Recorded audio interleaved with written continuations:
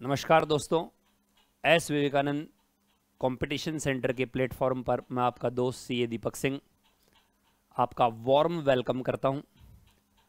आज के इस शॉर्ट वीडियो में हम लोग एक महत्वपूर्ण क्वेश्चन का जवाब देना चाह रहे हैं जिसे काफ़ी स्टूडेंट नहीं जानते, और वो ये है कि सर हम एक्चुअली में इसमें पढ़े क्या।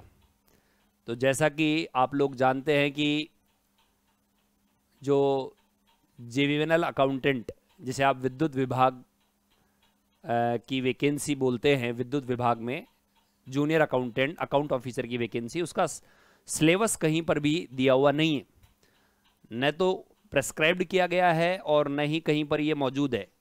सिलेबस के नाम पर उन लोगों ने केवल सब्जेक्ट्स के नाम लिख रखे हैं, accounting, advance accounting, corporate accounting, income tax. Syllabus prescribed नहीं है।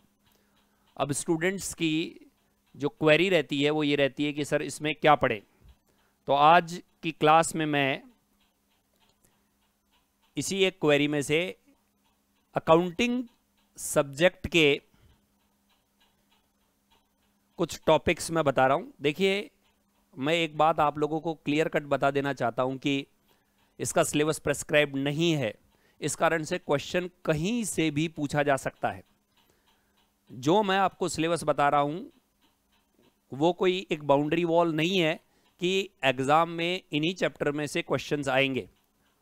हाँ, हम अपने एक्सपीरियंस से, नॉलेज से आप लोगों को एक आइडिया बता सकते हैं कि इनमें से आएगा, और लगभग 80% इनमें से कवर होता है। बट जो रिमेनिंग 20% बचा हुआ है उसके लिए आईबीपीएस बिल्कुल स्वतंत्र है, और वो है इन 20% में से कैसे भी क्वेश्चन पूछ सकता है जो कि कहीं पर भी आपके सिलेबस से मैच नहीं खाते हैं। तो आज हम बात करें अकाउंटिंग की, तो अकाउंटिंग में मैं सारे पार्ट कवर करने जा रहा हूं, जैसे कॉरपोरेट अकाउंटिंग है, एडवांस अकाउंटिंग है, वगैरह वगैरह। तो सबसे पहले है कॉरपोरेट अकाउंटिंग। तो कॉरपोरेट अकाउंटिंग या कंपनी अकाउंटिंग की बात करें तो आपको ये कॉरपोरेट अकाउंटिंग 12th क्लास से लेकर के एमकॉम लेवल तक की कॉरपोरेट अकाउंटिंग आनी चाहिए। 12th से लेकर के एमकॉम का सर मतलब कंपनी क्या है, कंपनी में शेयर क्या है, कंपनी के अंदर डिबेंचर क्या है, कंपनी में प्रेफरेंस शेयर का रिडम्पशन क्या है, डिबेंचर का इशू क्या है, रिडम्पशन क्या है, बोनस शेयर क्या है, राइट शेयर क्या है, ईसोप क्या है, बाईबैक क्या है, इन सब की नॉलेज आप लोगों को होनी चाहिए। इसके अलावा हम बात करें तो आपको बेसिक कंपनी अकाउंटिंग के साथ साथ एडवांस कंपनी अकाउंटिंग की भी नॉलेज होनी चाहिए, जिसके अंदर आपका इंटरनल रिकंस्ट्रक्शन, एक्सटर्नल रिकंस्ट्रक्शन, जिसमें अमालगमेशन आ गया, मर्जर आ गया, उसकी नॉलेज भी आपको होनी चाहिए, क्योंकि इनमें से क्वेश्चन फ्रेम होते हैं। सर इसके अलावा तो मैं वापस से बोल रहा हूं, 12th से लेकर के एमकॉम का पूरा आपको नॉलेज होना चाहिए। इसके अलावा लिक्विडेशन ऑफ कंपनी, कंपनी का समापन, इसके अलावा हम बात करें तो इन सब के अलावा आपको एडवांस अकाउंटिंग के अदर चैप्टर में जो नॉलेज होनी चाहिए वो होनी चाहिए आपको hire purchase, branch accounting, departmental accounting,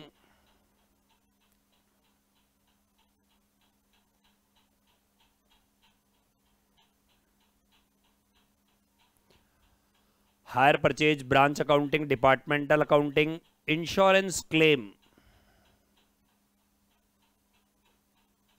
ये हमने जो चैप्टर लिए हैं ये हमने एडवांस अकाउंटिंग के लिए हैं, तो इनको भी आपको रीड आउट करना पड़ेगा। जैसा कि मैं पहले भी बोल चुका हूं, एक बार वापस बोल रहा हूं कि आप इन सिलेबस को देख करके ये ना समझे कि यही बाउंड्री वॉल है, एग्जामिनर कहीं से भी क्वेश्चन पूछ सकता है।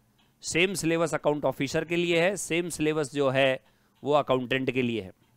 इसके अलावा आप लोगों को बेसिक अकाउंटिंग की भी नॉलेज होनी चाहिए, और बेसिक अकाउंटिंग की नॉलेज में आपको 11th क्लास का अकाउंटिंग, जिसमें आपके अकाउंटिंग कॉन्सेप्ट्स आ गए,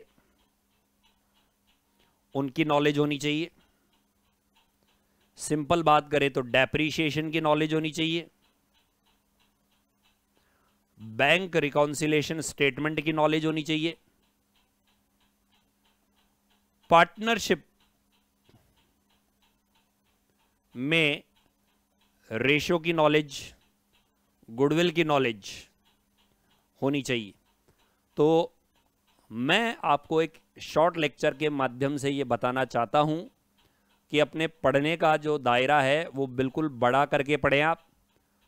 11 से लेकर के एमकॉम तक जो कुछ भी अकाउंटिंग में कवर हो सकता है उसको आपको रीड करना है, पढ़ना है, तभी जाकर के आप 80% पार्ट, 85% पार्ट कंप्लीट कर पाओगे। का सर रिमेनिंग 20% पार्ट, तो रिमेनिंग 20% पार्ट के लिए एग्जामिनर कहीं से कुछ भी पूछ सकता है, और वो चीज़ें बिल्कुल बाउंड्री वॉल से बाहर भी हो सकती है, जिसके अंदर आपसे फैक्ट्री एक्ट के क्वेश्चंस भी पूछे जा सकते हैं। इसके अलावा इंश्योरेंस एक्ट के भी क्वेश्चन पूछे जा सकते हैं। तो जो आईबीपीएस है उसने इसकी बाउंड्री वॉल नहीं बना रखी। जैसा कि आरपीएससी जूनियर अकाउंटेंट में आप देखते हो कि एक स्पेसिफाइड सिलेबस होता है, वैसा सिलेबस इसमें नहीं है। But S Vivekananda competition center में जो हम क्लासेस लेते हैं उसमें हम बच्चों को ये बताते हैं कि भाई हम सिलेबस तो करवा रहे हैं, बट आप ये समझें कि ये 100% कंटेंट कवर कर रहा है, क्योंकि कवर तो कोई कर ही नहीं सकता, इसका सिलेबस स्पेसिफाइड है नहीं। इस कारण से अपना बाउंड्री वॉल नैरो ना रखें, अपने बाउंड्री वॉल को बड़ा रखें और उस बड़े दायरे के अकॉर्डिंग ही आप पढ़ाई करें।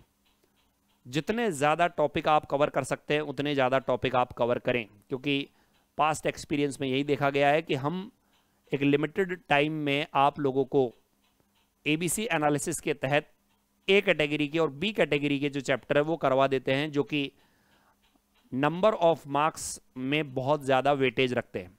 लेकिन जो सी कैटेगरी के चैप्टर है जिनमें क्वांटिटी बहुत ज़्यादा होती है बट मार्क्स बहुत ही कम होते हैं, वो आपको खुद ही तैयार करने पड़ते हैं, खुद ही उनकी प्रिपरेशन करनी पड़ती है। इस कारण से आज इस प्लेटफॉर्म के माध्यम से मैं सभी स्टूडेंट्स को ये बोलना चाहता हूँ कि अपने पढ़ने का एरिया बहुत बड़ा रखें, स्टडी करते रहिए, और यदि आप फेस टू फेस क्लास चाहते हैं तो आप S Vivekananda coaching center competition center पर कांटेक्ट कर सकते हैं। इसकी जो नई क्लासेज हैं वो आफ्टर होली अनाउंस की जा रही है। इसमें क्रैश कोर्स का भी प्रोविज़न ये लोग रख रहे हैं। Thank you very much. मिलते हैं अगली क्लास में कुछ नए पॉइंट्स के साथ।